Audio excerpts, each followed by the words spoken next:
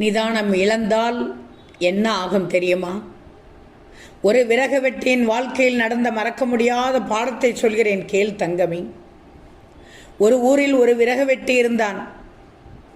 அவன் தினசரி காட்டுப்பகுதிக்கு சென்று விறகு வெட்டி வந்து மறுநாள் பக்கத்து கிராமங்களில் விற்பனை செய்து ஜீவனம் செய்து வந்தான், வாழ்ந்து வந்தான். அதேபோல் ஒரு நாள் விறகு வெட்டி கொண்டிருந்தபோது வெயிலின் தாக்கம் அதிகமானதால் வியர்த்து போய் கொஞ்சம் களைப்பாக இருந்தான்.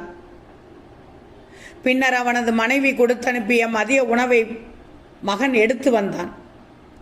நல்ல ருசியான உணவை ரசித்து சாப்பிட்டான்.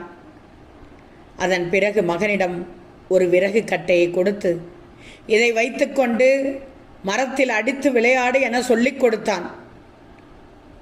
அதன்படியே மகனும் கட்டையை வைத்துக்கொண்டு மரம் மற்றும் செடிகளில் அடித்து